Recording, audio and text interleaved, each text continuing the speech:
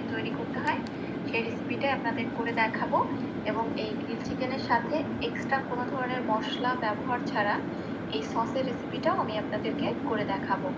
আশা করছি আপনাদের কাছে আমার আজকের এই গ্রিল চিকেনের রেসিপিটা ভালো লাগবে। তো চলুন দেখে নেওয়া যাক ঘরে কীভাবে রেস্টুরেন্টের স্বাদে গ্রিল চিকেন তৈরি করতে হয়। এর জন্য এখানে আমি নিয়ে নিয়েছি 1 কেজি সাইজের একটা চিকেন। আর চিকেনটাকে আমি খুব ভালোভাবে পরিষ্কার করে ধুয়ে নিয়েছি এবং এক্সট্রা পানিটাও শুকিয়ে নিয়েছি। এখন আমি যেটা করব, চিকেনের বুকের দিকটা একটু চিড়ে নিব। এর জন্য একটা ছুরির সাহায্যে চিকেনের বুকের দিকটা একটু চিড়ে নিচ্ছি, আর এটা একদম হাড় অবধি পর্যন্ত চিড়ে নিব, যাতে করে মশলাটা খুব সহজে ভিতর পর্যন্ত ঢুকতে পারে। এভাবে আমি দুটো সাইডে চিড়ে নিব এবং এই সব অংশগুলোতেও হালকা একটু চিড়ে নিচ্ছি। চিকেনটা চিড়ে নেওয়ার পরে চলে যাব মশলাটা রেডি করার জন্য।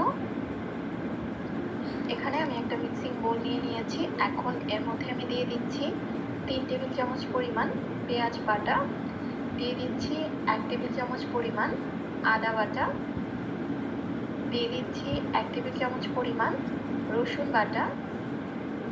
এখন আমি এর মধ্যে দিয়ে দিচ্ছি 3 টেবিল চামচ পরিমাণ টক দই, আর টক দইয়ের পানিটা আমি ছড়িয়ে নিয়েছি।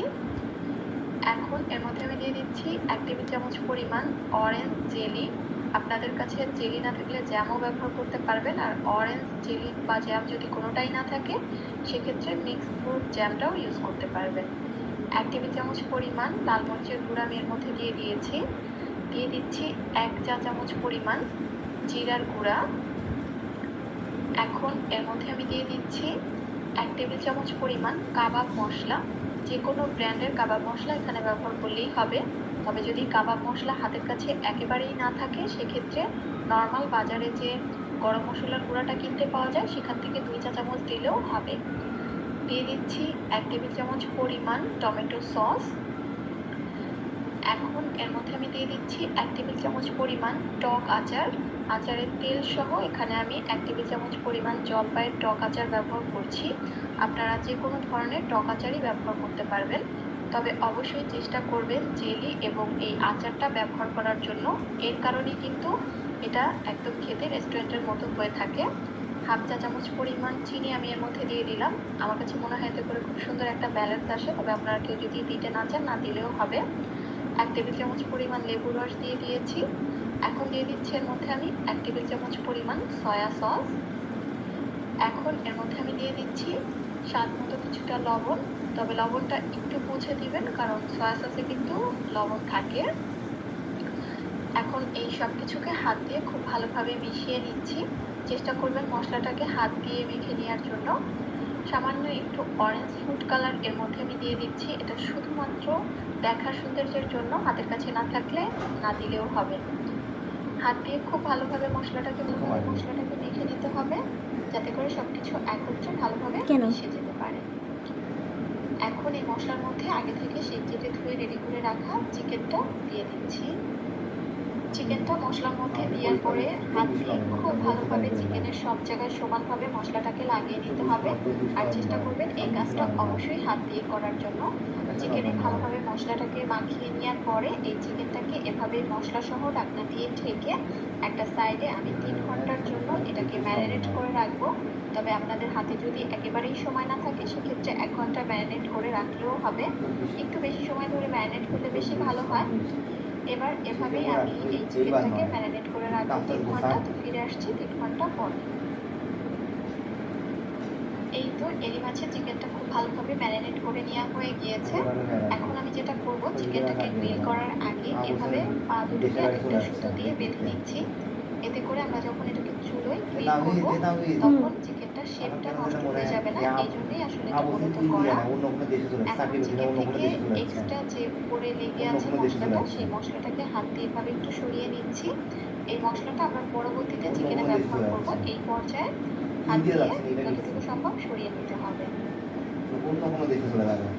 চুলায় আমি একটা হাঁড়ি বসিয়ে দিয়েছি। এখন এর মধ্যে আমি 4 টেবিল চামচ পরিমাণ সরিষার তেল দিয়ে দিলাম, আর এর মধ্যে আমি চিকেনটা দিয়ে দিলাম। চেষ্টা করবেন এই রেসিপিতে সরিষার তেলটাই ব্যবহার করার জন্য, এতে করে ফ্লেভারটা ভালো আসে। তবে হাতের কাছে না থাকলে রান্নার রেগুলার তেল ব্যবহার করলেও হবে।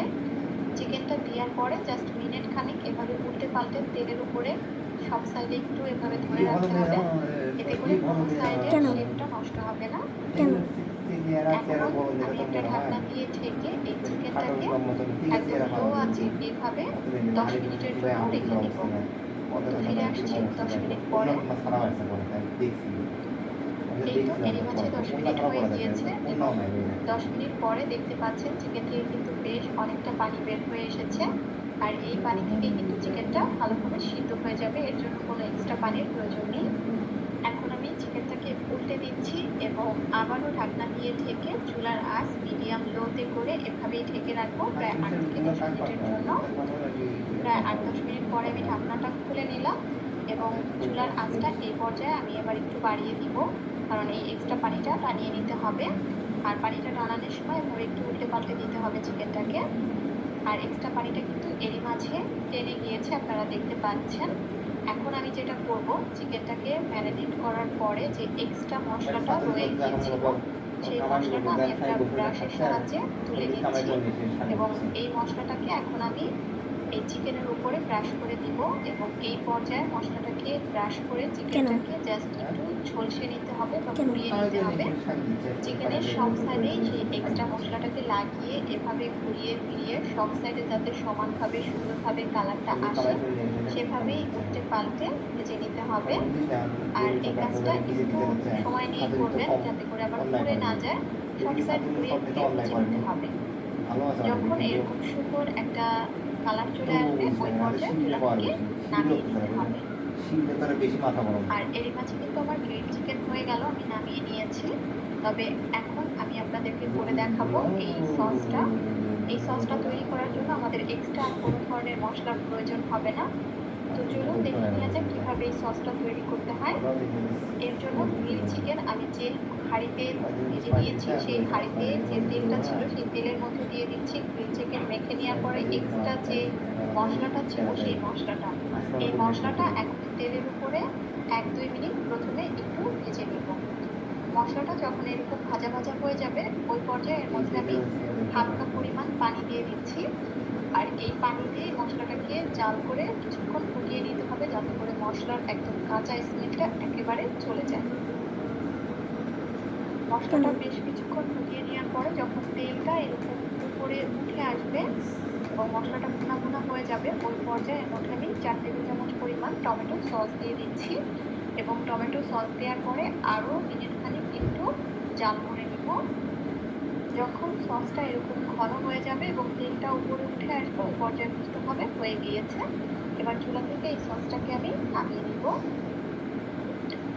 এই তো এরই মাঝে তৈরি হয়ে গেল আমার গ্রিল চিকেন, সাথে খুবই সিম্পল একটা সস। আর আমি আপনাদেরকে একটু ভেঙে দেখাচ্ছি, দেখেন কতটা সফট হয়েছে এবং ভিতরটা কিন্তু একদম সুন্দরভাবে কুক হয়ে গিয়েছে। মাংসটাও অনেক সফট আর জুসি হয়েছে। সাথে এই সসটা একদমই সিম্পল তৈরি করতে, কিন্তু এই সসটা খেতে কিন্তু খুবই মজাদার হয়ে থাকে। আশা করছি আপনাদের কাছে আমার আজকের এই রেসিপিটা ভালো লেগেছে। ভালো লাগলে ভিডিওটাতে একটা লাইক দেবেন এবং চ্যানেলটি সাবস্ক্রাইব করে পাশেই থাকবেন। আজকের মতো বিদায় নিচ্ছি, আল্লাহ হাফেজ।